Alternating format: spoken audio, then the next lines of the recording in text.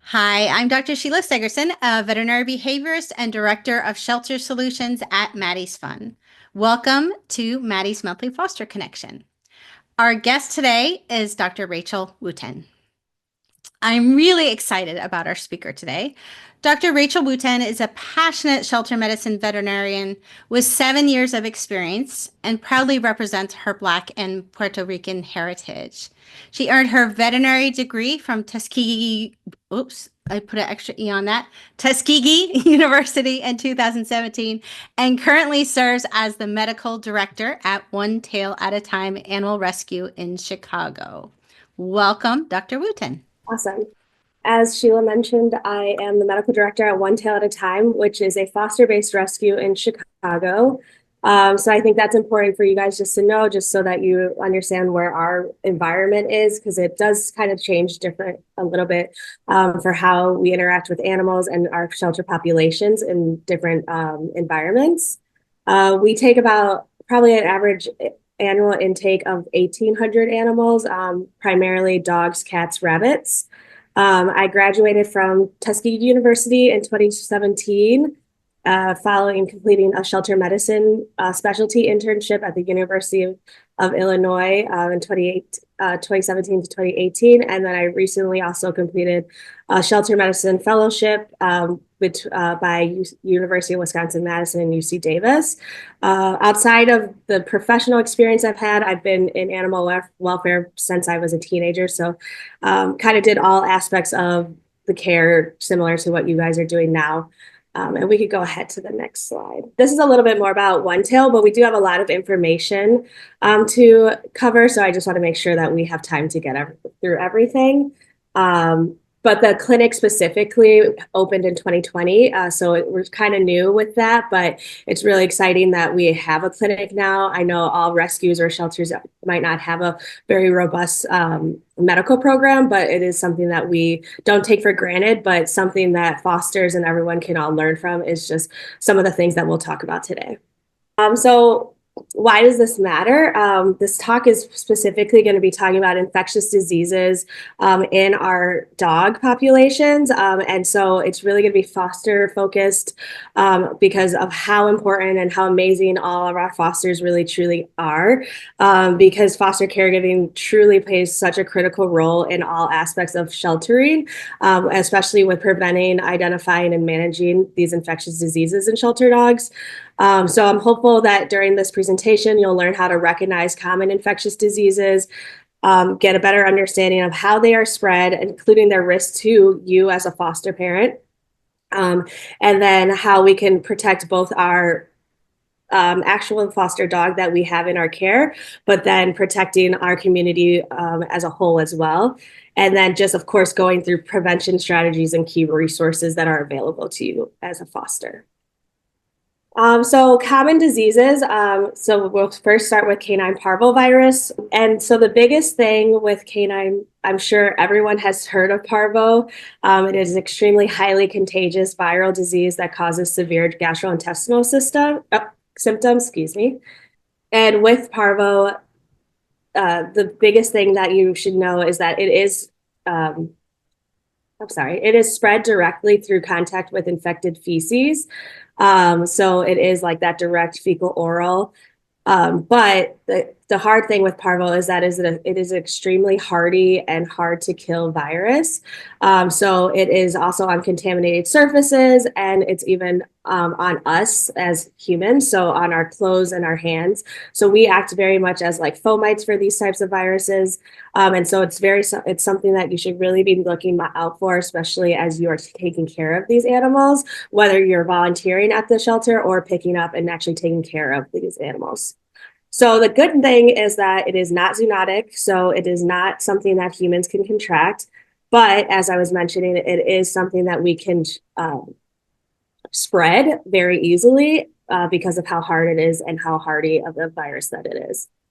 The typical signs that we're going to see are going to be vomiting, diarrhea, which is often a telltale sign of parvo, is like a nice bloody diarrhea. You will see lethargy, fevers, dehydration, and a loss of appetite. And I like to mention the loss of appetite too. So most of the time, we're mostly concerned with these animals is going to be our younger or pediatric or our unvaccinated population, because the nice thing is that we do have vaccines. So a lot of our population is already vaccinated, which helps reduce the severity. It does not completely eliminate the chance of contracting parvo, but it does at least reduce the chance of the severity of the disease. But so typically what I've seen in my experience is that most of the time our young puppies or our younger animals who are immunocompromised will actually lose their appetite first before showing these telltale signs of like the bloody diarrhea or the vomiting. I believe that's because as the virus is starting to build in the system, it is causing some GI upset, which causes nausea. And so that is one of the first things, like if you have immature animal as your foster pet, neonates or something like that, that you can, one of those first signs that you should be monitoring and trying to see what's going on, making sure you're letting your team know that something might be happening with your pet so that we can start intervention, because unfortunately there is a high mortality rate if this does go untreated, and the earlier we treat parvo, the higher chance we have of a successful outcome. And so as fosters, we're going to isolate our infected dogs from our other pets. So that's why fostering is so important and so helpful, especially in shelter environments, because we're able to pull these animals out of the actual general population to do a better quarantine. It also allows us to decrease their stress, because animals in highly stressful environments such as kennel environments, shelter environments do have a lower immune system. So even just getting them out of that situation is already boosting up their, immune system just by decreasing the amount of stress they're on. But so that isolation is what's really, really important. And so doing that, you also want to isolate from your own pets. As I said, like vaccinations are really important and they do help. And there's a very low chance that if you have a resident dog, or a cat, that they will also get parvo just from being there, but you still want to keep them isolated. You don't want to take the risk, is what I always tell all of my foster parents. Then you want to make sure that they're in an area that is easily to be able to be cleaned. And you want to make sure you're using an appropriate solution that is able to actually get rid of parvo. And I promise I'm not sponsored by Rescue, but it is one of my favorite disinfectants. And so bleach or Rescue are typically what we will recommend to our fosters to help clean their environment. The main thing you want to know about bleach is if you are using that, you have to get rid of any organic material before you use it. So if there is feces or urine or anything like that, it has to be removed first. And then you have to go again to use the bleach, because it will get inactivated by organic material. And that goes for any time, but especially with these types of viruses, you want to be sure you're using the correct thing and using it for an appropriate amount of time. We typically will do at least 10 minutes of letting the solution sit. And then we actually have say I had myself do it, I would then have my husband clean the room, because sometimes we clean things differently that we don't realize. So it's nice to have like a 1 in, 1 out person rule. And then what you always want to do is watch for early signs. So something like that anorexia might be an early sign, or lethargy, they're just a little bit out of it. They're still here with us, but just a little bit. And then start seeking veterinary care immediately, because the sooner the better we can get this done. So there's no specific antibiotic that you can use, but as foster parents, we're going to make sure that we are ensuring they're hydrated and trying our best to get them nutrition. And so that's might have some feedings in there, like or things like that, syringe feedings, things like that. But just following all the directions and keeping a close communication with your team is the best thing you could do. Prevention is vaccinations, and then cleaning. So just good hygiene. Then we'll be talking about canine distemper virus.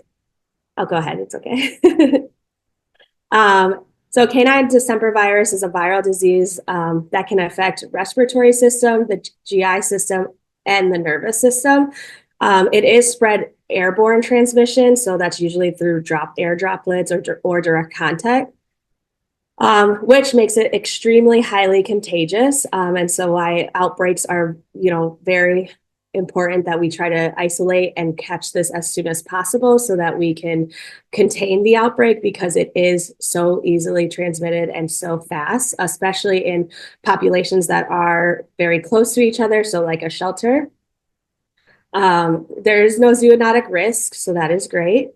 And in dogs, because it can affect all these things, it can make it harder to, you can't really always rely just on the clinical signs.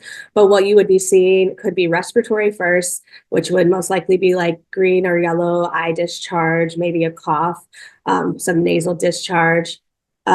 That can sometimes typically follow then to GI symptoms, which is like vomiting and diarrhea.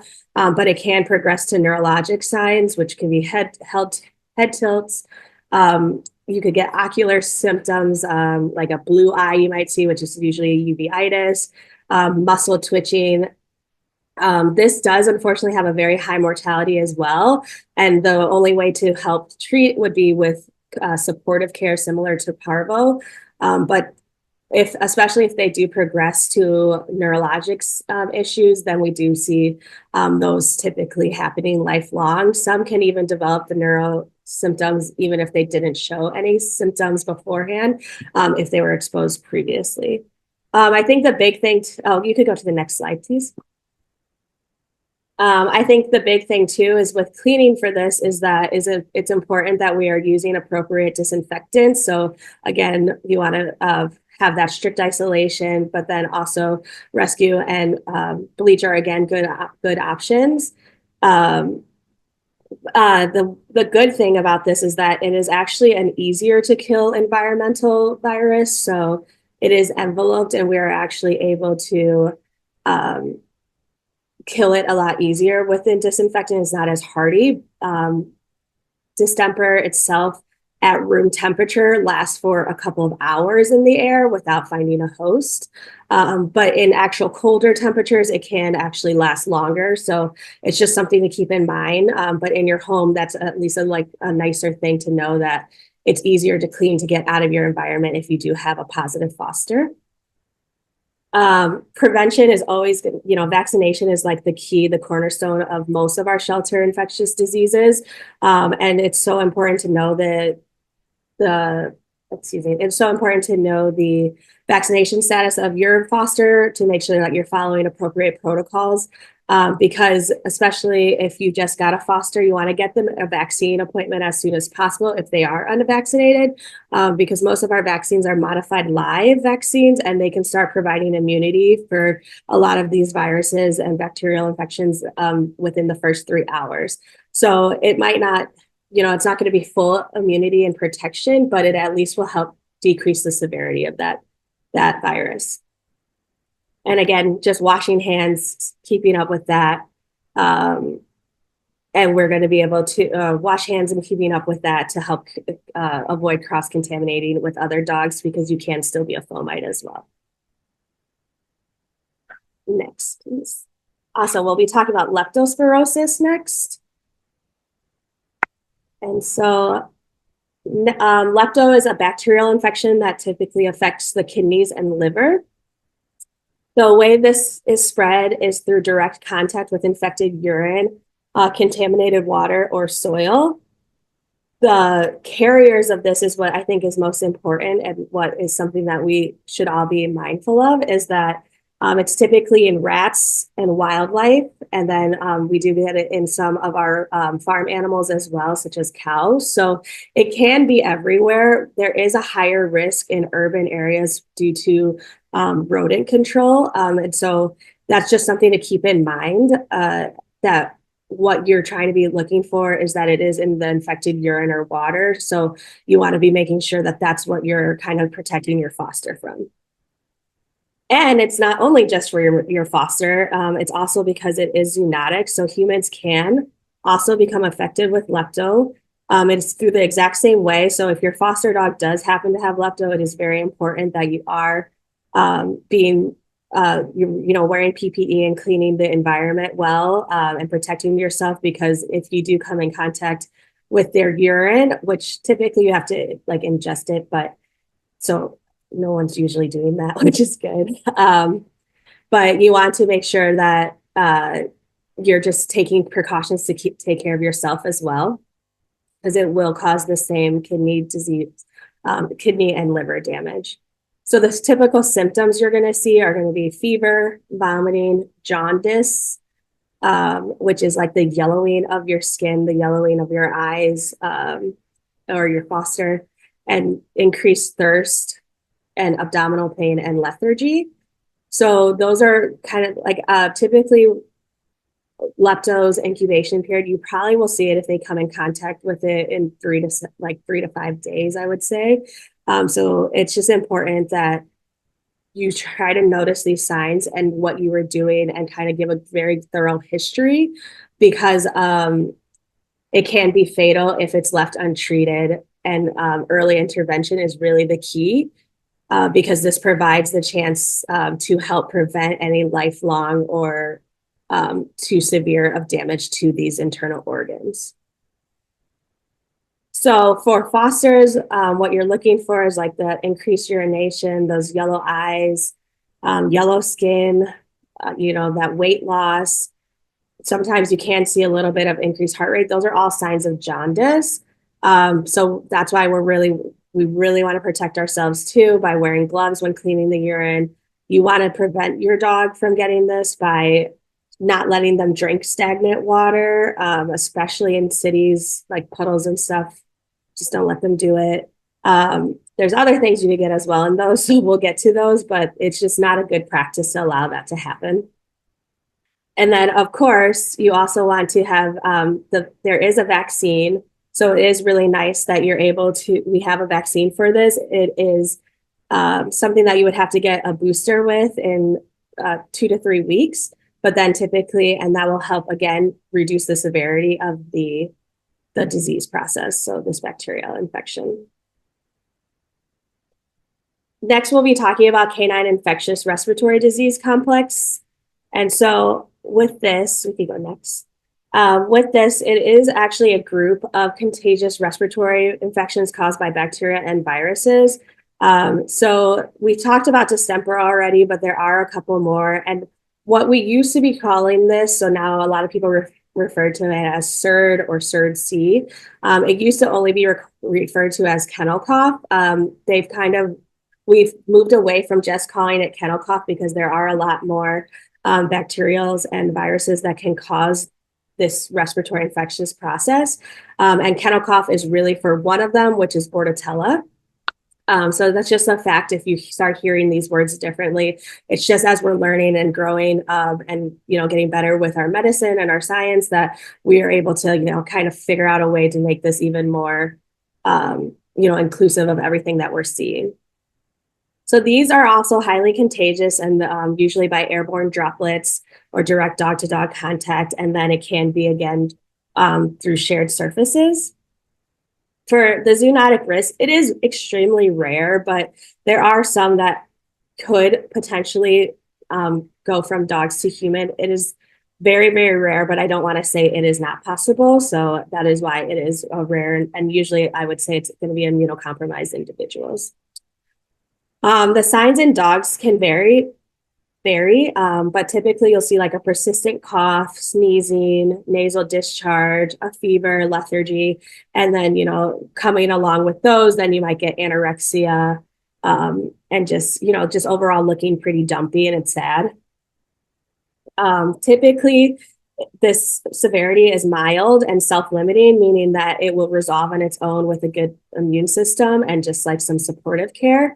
But severe pneumonia can develop in pretty vulnerable dogs or just dogs who are just so stressed that they can't fight off this infection on their own. And so that's something that you want to be mindful of, why we want to see things early and why we want to make interventions earlier so that we can try to help prevent that pneumonia. I also want to mention just quickly too, like the self-limiting portion of it is because with bacterials and with viruses, because we aren't testing every single animal and getting cultures on every single animal, we want to be good stewards, especially with our antibiotic use. So things are starting to shift a little bit where we might not be prescribing antibiotics at every single cough or nasal discharge dog that we see.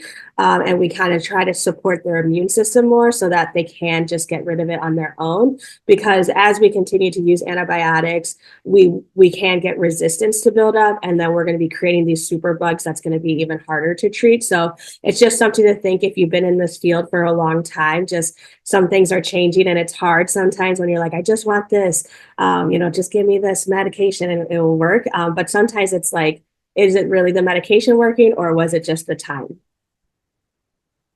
So for fosters, again, isolating affected dogs, and then you could kind of also we'd kind of say like this is the shelter ick, CERD-C, because almost every single shelter dog probably has a little bit of a mild respiratory infection by the time they're coming out and going to foster or somewhere else. And so I do always recommend you try to isolate your dogs from your resident dogs as well, just in case. You don't want them to get sick either. So it is something we try to tell them, try to wait 14 days because that is the typical amount of time, like incubation period, that something will break with this disease. But so isolating your affected dogs is a big thing. Using a humidifier to ease breathing, this can help with breaking up that mucus and help with just helping them breathe. So then once they're able to breathe easier, dogs are olfactory animals. So they'll also probably eat better because they could breathe, because that scent, that's what they're looking for. And you don't have to have a humidifier. You can get it in a steamy shower. I always recommend, when you're showering, just have the dog come in the bathroom with you. That steam helps break it all up too. And it's really nice and something easy, a little bonding time on the floor with them. It's pretty nice. Care tips, you always follow prescribed medications, which can include antibiotics. Sometimes if the cough is severe enough, you might get a cough suppressant, or it could just be immune boosting things such as probiotics, and just time and care. TLC is the best type of love. So it's best medicine there. And then, of course, you always want to just be monitoring and keeping in touch with your team. So talking about their hydration and nutrition and getting things going like that. Prevention, the good thing is that a majority of these are in vaccines, a majority of the big ones that we see. So making sure we have our vaccinated animals and then keeping them on the vaccine schedule that they have. And then reducing exposure in high risk areas. So we just want to make sure we're not going around spreading it as well. We have a duty to our community as well to help keep these infectious diseases under control and contained. And for humans, just practicing good hygiene as well. Rabies. Okay, so next. Rabies, I'm sure you all know about it. So it's a viral disease that affects the central nervous system. It's fatal. It's always fatal once symptoms appear. So it spreads through the saliva of infected animals, so typically through bites. It is zoonotic, and as I mentioned, it's always fatal once the symptoms are present. So early reporting and is imperative to make sure that we aren't having any risks, and we can take the right precautions to make sure you are safe as a foster, and then to also make sure your animal is safe in case something happened, like with a wildlife, something like that. The positive is that this vaccine is, I'm pretty sure it's required by law basically everywhere in the US. But so almost all of our animals are vaccinated. So it is still rather rare we see cases, domestic animals, but it is still in our wildlife. So it is always something that you're mindful of and ready, and know the symptoms and signs that you might see. So if a dog is bit or contracts rabies in some way, typically we see behavioral changes, excessive salivation, or like that foaming at the mouth. It progresses because it's attacking that nervous system, right? So it's going to progress to like paralysis. They're just going to be acting off. They're not going to be acting themselves. Typically, they tend to get aggressive behaviors as they're very paranoid. And a big one that is seen is hydrophobia. So they are just scared of water. They are really scared of water. And so that is something that happens in humans and well, that you'll see the similar symptoms in humans, but those are just things that you'd be watching out for. So any neurologic like ataxia, so if they start being disoriented or things like that are all things that you should definitely be reporting. It's always fatal if not caught before symptoms onset. And that's specifically for humans because we're able to try to do immediate medical care after exposure. And it's a long series of things I've heard it's not fun to go through. So we don't want anyone to have to go through this. So with foster parents, we really want to make sure that you know to report any bite incidents immediately, never handle wildlife, and especially unvaccinated wildlife. And so that immediate reporting is very important. I know a lot of us sometimes are worried about reporting bites, just in case it is, like, oh, I don't want the dog to get penalized or something like this, but it's not. It's really to help prevent and it's really to help keep everyone safe. And, there's always situations and things in that sense. So it is just important, especially if a bite breaks skin, to make sure that we're following appropriate rabies quarantine protocols that your rescue or shelter has in place.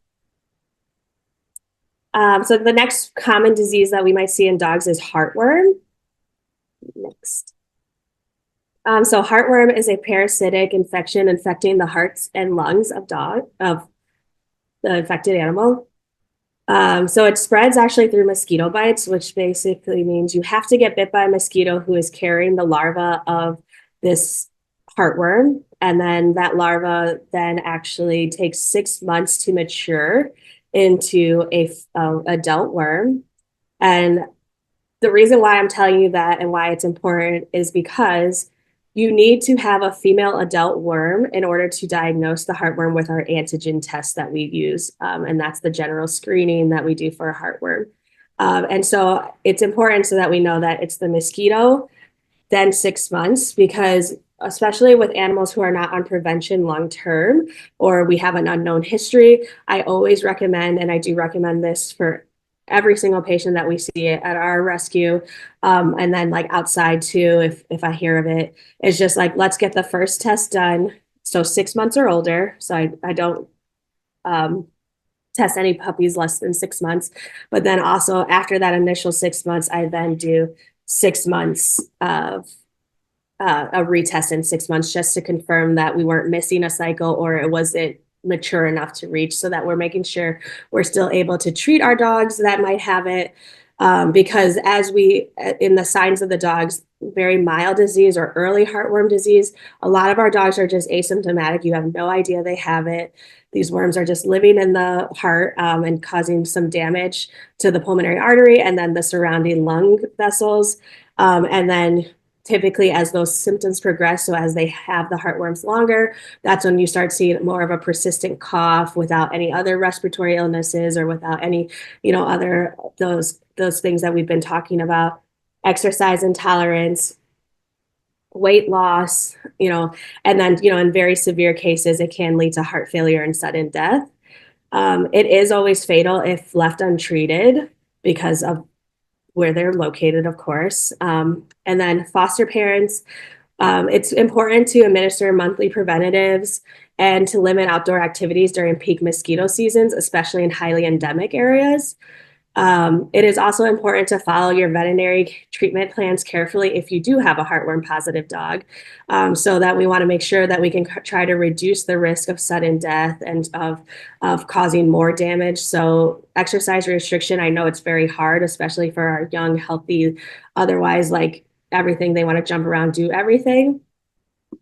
And so with that happening, the more we reduce their exercise, the less stress we're going to be putting on their heart.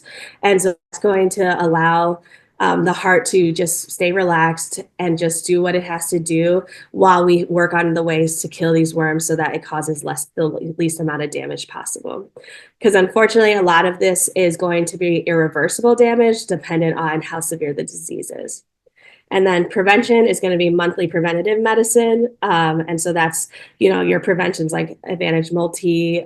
There's also some injections. So ProHeart, 6 months or 12 months, where that's just one injection and you go ahead and you're treated for the whole year. So it just kind of depends what your rescue or shelter has available to them. And I'll always recommend speaking with them to make sure they're on one. You don't want to use other preventatives if they're already receiving them from the shelter as well. Then we have tick-borne diseases. So these can kind of be the most common ones we're going to see are Lyme disease, Anaplasma, and Ehrlichia. Next, please. And so these tick-borne diseases are transmitted by the bites. So what it is that they're bacterial diseases that the tick has in their system when the tick bites the dog or human, because this one is zoonotic. The tick saliva, the longer they are on the skin and interacting with the pet is how they actually get the disease. So most of them have to be about 24 hours or more to be to be having a blood meal for that long. And so that's why tick prevention is so important, because the tick prevention actually kills the tick, so they're not able to stay on the animal that long. So that's how we're helping to prevent these types of illnesses and these type of bacterial diseases from affecting our dogs. Now, sometimes it does happen. And so what you might most commonly will see will be joint pain, a shifting lameness, fever, lethargy, and anemia. And so with that, the joint pain is what's really causing the shifting lameness. And so shifting lameness really means one day they're lame, or they're limping on their right forelimb, and then the next day you're like, wait, now it's his left back leg. Oh, I'm not sure why. Or that's like sometimes when you're like, I actually don't know which leg, because it seems like all of them are doing it. And so that's usually because the joint pain is just getting flared in different areas. And so that's something that's very important, and something history that you can be giving to your team so that they can be able to help and best diagnose what is happening.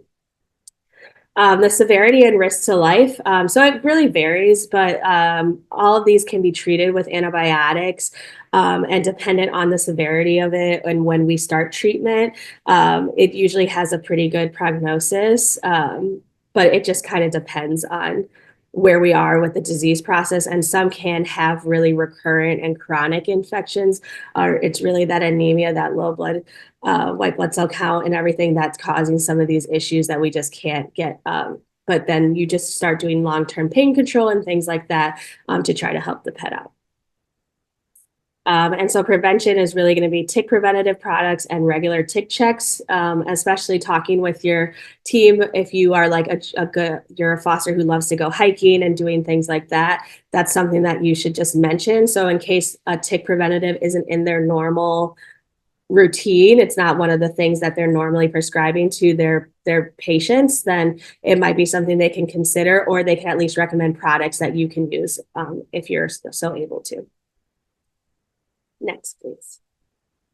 Then we get the intestinal parasites. So we have roundworms, hookworms, whipworms. Next, please. Tapeworms are also a big one. And so these are worms that inhabit the gastrointestinal tract. They are basically, I feel like every single dog in the world probably has intestinal parasites. And so we're lucky that we have products that are able to help, kind of do a regular deworming and just help kind of treat and keep them at bay. And I say this because it's spread through the ingestion of the eggs or the contaminated environment, but it can also be spread through the mother's milk or through her placenta. So a lot of neonates are honestly just getting it right off of the bat, just because that's how they're spread. There is a small risk to humans, and they can cause health issues in humans. Sometimes it's not always the same as if it's going to be GI issues, but it can be also seen as skin lesions, or sometimes one of them does go to your eye. And so it's just important when you are handling any feces of any animal that you are taking precautions and wearing gloves, and just cleaning and doing good hygiene afterwards, just to make sure that you aren't spreading it, because you can kind of step on it and some of these are able to go through your skin. It is rare though, but it's just something to be mindful of. Signs in dogs are typically diarrhea. They also can have weight loss. And then I always recommend a bloated abdomen, because that's typically what we see in our neonates and our puppies. We're going to get that bloated puppy belly. That's really cute, but also most likely a sign of worms. And so the severity, again, typically mild, but it does vary. Most of these are all treated with deworming medications. But I say that it does vary, because if they do have a very large burden of worms, they can cause gastrointestinal blockages. So kind of like a foreign body, which would be my absolute nightmare if I opened up a dog to do a foreign body and it was full of worms. But that's just because I do not like bugs. But so it is something that can happen. And so we just want to make sure that we are following deworming protocols. We are following just listening to our veterinary team, and then continuing to prevent it by also with our preventatives, our flea and tick preventatives usually also help control intestinal parasites. Next, please. Next is Giardia. And so Giardia is a protozoan parasite that causes gastrointestinal issues. So again, it's spread usually by ingestion of contaminated water, food, or feces. There is a zoonotic risk, as you can get it from the same species from your dog. But it's pretty low as long as you're practicing the good hygiene and proper disposal of feces. Typically with Giardia, you're going to be seeing weight loss. You could be seeing chronic diarrhea or softer stools, and this can lead to dehydration. I think a big telltale sign sometimes of Giardia is that it's the waxing and waning or intermittent diarrhea. So sometimes it's good, and then they could go a long time with having regular stool, and then they have diarrhea again with no other explanations. So like no food changes or no things like that. And so those are always like something that you could just be mindful of when you're taking your history and when you're thinking about the pet that you're taking care of, what it is like long term. So sometimes we're asking like, oh, how long have you had diarrhea? And that could mean like, oh, it just started 2 days ago, but oh, actually he had this again 2 weeks ago, and things like that. And those are all good history things to just be providing to your shelter team. It's usually treatable, but reinfection is common because it is so prevalent in the environment, and it can be harder to get rid of. Frequent environment cleaning, especially if you have a patient that you know had it. Rescue is a good disinfectant that you can use. Again, strict hygiene and proper disposal of feces. So picking up the feces right away, not letting it sit in the environment is very important, so that it can't actually get into the soil and kind of live in that way. And then preventing dogs from drinking standing water and things like that is always good practice. And then an honorable mention, just so, because I didn't want to make a whole slide on it but it's something that is important, is with ringworm. Dogs can get ringworm as well. If you come to my talk next month, we will dive more into ringworm because it is a lot more specific for cats, but it is usually self-limiting. The big takeaway is that it's a fungus, not an actual parasite. And that with good hygiene and everything, you have a very low chance of getting ringworm. And especially in dogs, they are so much better and so much easier at getting rid of the ringworm that sometimes even when we're trying to get our patients they might notice it in the foster home, but sometimes by the time they're able to get an appointment or see us, it's already gone because they are that good at it. Cat's a different story, but we'll get there later. So preventive and best practices. So the first is going to be vaccines. So vaccines are the cornerstone of containing and preventing illnesses. So there's core vaccines that typically are distemper, or the DA2PP. So that's distemper, adenovirus, 2, parvovirus, parainfluenza. And that's usually our CERD. Those are our big ones for our CERD protocol. And then rabies is also a core vaccine. So that's given usually at 12 to 16 weeks of age. It's required by law in most places. And I think the big thing to take away from this is that um, the vaccinations in shelters might look different than what you're used to at a private practice. So it's just important to keep in mind that because our animals in shelters are going to be exposed to these viruses and diseases a lot more frequently because they're housed together, they're visiting places that are higher, they just are at a higher risk of contracting these diseases, that you want to make sure you're following the protocols that your shelter or rescue has in place. Typically, that's going to be given every 2 weeks, and it's actually going to be given longer to puppies, usually to 20 weeks, so 5 months of age, rather than the standard typical 16 weeks that you see in general practice. Now, I mentioned non-core vaccines as well, because leptospirosis is a vaccine that we have, Bordetella, and then canine influenza. Lepto is honestly considered a core vaccine at our rescue, and in most shelters or most private practices in Chicago and urban areas, because of the high risk that we have living in that area.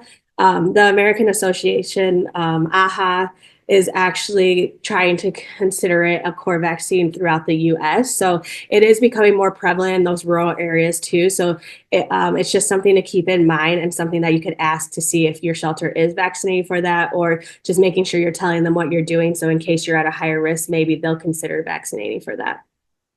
Now, Bordetella is the kennel cough one, and it's important for, all shelter dogs and foster dogs, anyone exposed to other dogs. Canine influenza is a bigger infectious disease as well that really goes through outbreaks. And so in areas that are having outbreaks, I would consider that a core vaccine in those sense. And one more thing, I know I mentioned it with the distemper, is that the big thing, and always what I want you to think about too, is when you're getting these vaccines, is that getting them, you start getting actual immunity within the first 3 hours. So it is important that you stick to those and try to keep stay on that that schedule so that they don't lapse. Okay, next slide. So hygiene, we've talked a lot about it. So this is just like a big, like, just minimizing disease minimizing disease spread, because good hygiene helps prevent the spread of both zoonotic and dog-to-dog diseases. And so you could go to the next slide, please. And so this is going to be including your hand washing.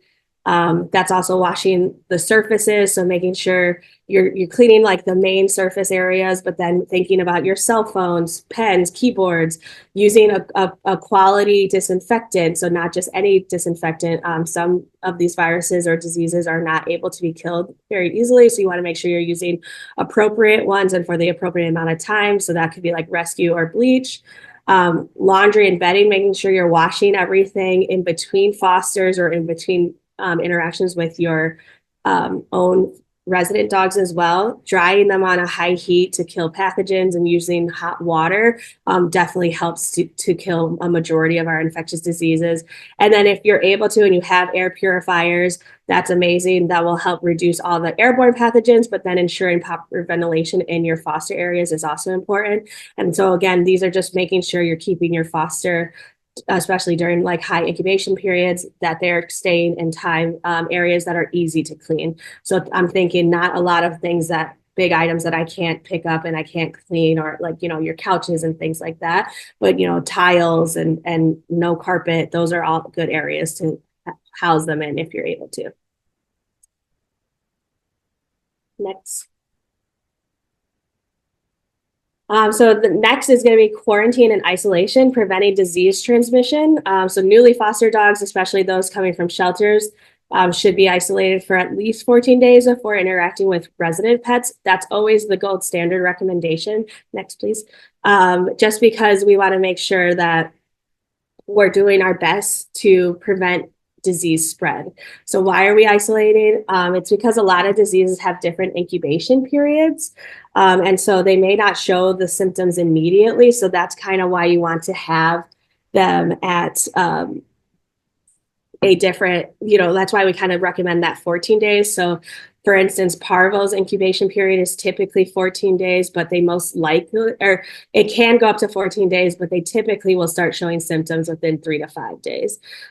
Distemper has a longer incubation period where it could be, 4 to 6 weeks. But typically you're going to be seeing the symptoms within 7 to 14 days. So it's not like it's not a perfect answer, but it is 14 days is typically what I recommend, because it is most of our diseases, most of our infectious diseases will be showing symptoms by then, and we just want to make sure everyone's staying safe in your home as well. So then isolation guidelines, this would be using a separate space. So that could be like even a bathroom if that's all you have available, which always just helps too. Having their own bedding, their own toys, own feeding areas. And again, easy to clean, making sure you're washing hands and changing your clothes after handling them. So these are all little things that you just want to be thinking of, because we can be fomites as well. And then you're always just monitoring for signs of illness before introducing, and then, of course, to just seeing how they're developing. Next, please. Then we will be preventing parasite infestation. So that's worrying about our fleas, ticks, worms. Parasites can cause severe health problems and can also spread to people. So prevention is really the key there. Next, please. And so that's our flea and tick prevention. Typically, that's going to be topical or an oral. If you do notice fleas or something like that, I would definitely recommend washing all your bedding and vacuuming frequently, just to make sure that you're getting them out of your environment as well. Intestinal parasites, regular deworming, and following the deworming protocol that your shelter or rescue has in place. Communicating with any, diarrhea or any findings and symptoms they might be having, so that if another course of dewormer is needed, it's possible. And then always just picking up and disposing of feces immediately. And then heartworm is going to be your heartworm preventatives. And with all of these, like foster specific tips, I definitely would say you want to avoid using over-the-counter flea treatments. Some can be toxic to dogs, so you should always ask your shelter for products that they trust, and or if they provide it already, to just use those products that they're giving you. And typically most shelters or rescues have a deworming process that they're already giving for fosters to deworm them before they come into most places on intake. Next, please. Stress reduction. So stronger immunity and less disease. So as I've mentioned previously, stress weakens the immune system, making dogs more susceptible to infections. Foster caregivers can help focus on reducing stress to keep dogs healthy. Next. And I mean, I applaud you all for being fosters if you're on here, because it really already you're doing such a huge service for these dogs, because the environmental stress, minimizing that just by bringing them into your home has already given them a 100,000 times better chance of keeping their immune system healthy, because you're helping lower the noise level. They're providing a safe, comfortable space. And then we always recommend kind of is avoiding excessive handling, just as they're decompressing and getting used to you. We recommend proper introductions to other pets. So even if they're healthy and vaccinated, you just want to make sure that they're not too stressed and they're not going to be doing too much. You want to just make sure they're scent swapping, and maybe they could just see each other first, and then, kind of taking it day by day or slowly, just to make sure the dogs are going to mesh together. And then besides the physical enrichment, I always recommend in helping keep mental stimulation, because that also helps reduce a dog's amount of stress in the home. And sticking to a consistent routine is very helpful, especially for shelter animals, because surprises, they've been going through so much change that a routine actually helps them, kind of get back to a nice, good equilibrium. Next, please. Then we're going to be recognizing early signs of illness and when to seek vet care. So you can go to the next slide, please. Early detection is really the best thing that we can do. And so caregivers, monitoring for lethargy, changes in appetite, respiratory symptoms, digestive issues. I mean, what I think and I say all the time is I can't thank our fosters enough is like you guys are such a big part of the medical care that we're able to provide in our homes and to our animals because they're an extension of you. You know them better than most of our staff does because they're living with you and because they're with you all the time. So, sometimes it might seem like, oh, I don't want to bother someone, but having more information and being able to communicate is so important because that is how we're going to be able to spot diseases early and provide that early intervention that is needed. Next, please. So these are just like some things that I would say this is one you definitely want to call immediately. So severe vomiting or bloody diarrhea, labored breathing, or coughing up blood, things like that. Severe lethargy, unresponsiveness, or collapse. And so I'm sure each rescue and shelter are different and how they handle emergencies are different, but that's something as a foster, what you can do when you're first getting onboarded or if you've already been there a while and just don't know and want a refresher, just to ask them how they want you to communicate with them. Some might want you to, what we do at One Tail is we have like a priority email that's sent to their foster coordinator to be like priority, here's the symptoms, then you give the information. And that's done during open hours so that the team is able to connect and talk with the veterinarians on staff. So they would be, messaging us on staff on time, and then we can make a plan versus if it's after hours, we do have an emergency phone call that some leadership has. And so those are the things that we have like a protocol where it's like, this is what we would do when we would want you to call us and why, because everything is an emergency, but some things really truly are. And of course, early intervention is key. Next, please. Prevention and best practices. So communication and reporting the illness. And this is, I kind of touched on this already. So we could go to the next slide, but it is just so important. Keeping the records, reporting symptoms, keeping a detailed notes on these. It just really helps expedite and streamline care so that we can help get these pets and these animals closer to adoption sooner. And so you don't have to send daily updates, but you can you could keep like a daily log so that you have the most information that you can give us.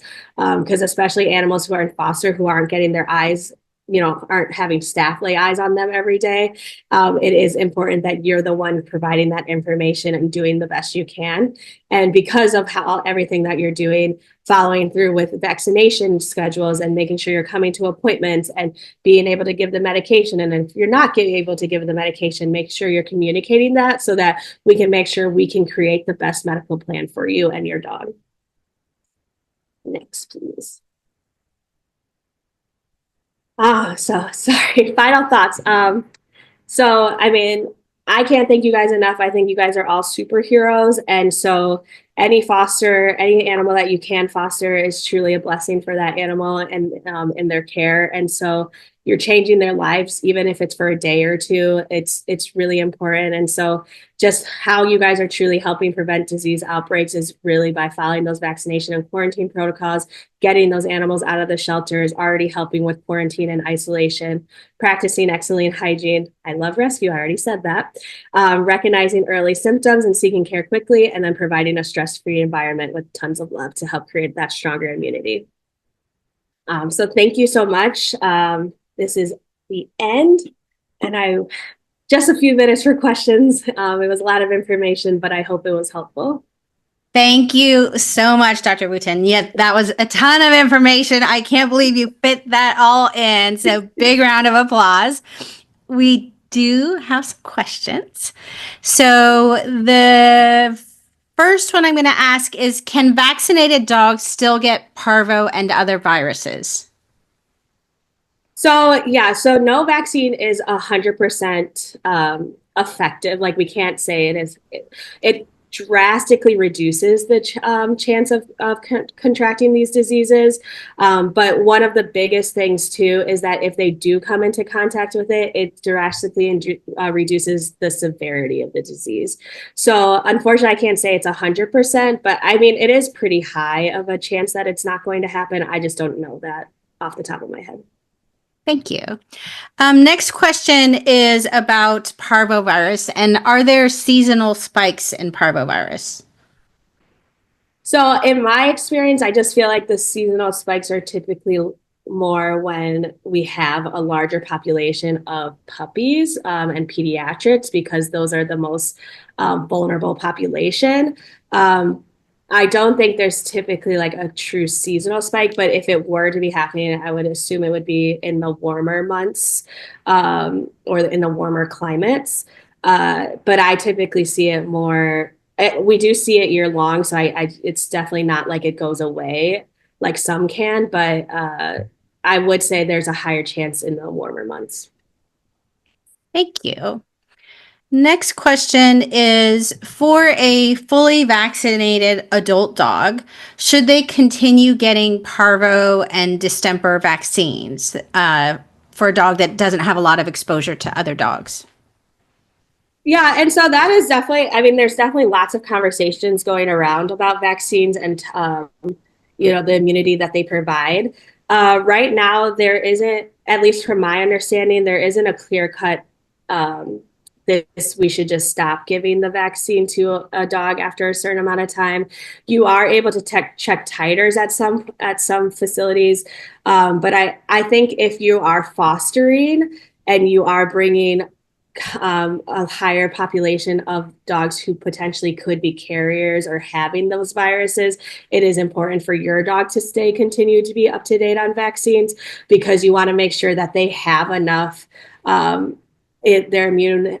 their immunity is high enough to make sure that they're not going to contract it. So each person, when you get a vaccine as well, your body reacts differently. Everyone isn't the same. So some people have a better immune response than others to vaccines. And so you just want to make sure that your dog is protected. So I do typically recommend to continue vaccines. Thank you. Next question is, would you vaccinate an animal before deworming it or at the same time, or do you recommend waiting? I do vaccinate everything basically. It is very rare that I am not vaccinating an animal on intake, but especially with deworming, it is very safe to be vaccinated and deworming at the same time. Thank you. And This is I do probably that specifically because, sorry, I just do that specifically because of our higher population and our higher chance of disease spread. In a private practice setting, you might have a different idea because they're not in the shelter where they could be coming into contact with these diseases. okay. Thank you. This is probably the last question we have time for. Do you recommend isolating ringworm positive dogs from the general population? Yes, from general population, I do recommend it just because it is through contact. So quarantining them is important just from their own, from a dog who doesn't have it. But it just depends. Like we will, especially with puppies, I will say with socialization, it is also important that they are getting socialized. So it is something to consider when you're in that environment and that situation. All right. Thank you so much, Dr. Wooten. Of course. And thanks to all of you for watching today's webcast. Any questions that we didn't have time to answer or any additional questions, we'll be asking and answering those in the Maddie's Monthly Foster Connection thread on Maddie's Pet Forum, where Dr. Wooten will be available for the next few days to continue this discussion. Thank you all, and we will see you next time. Take care.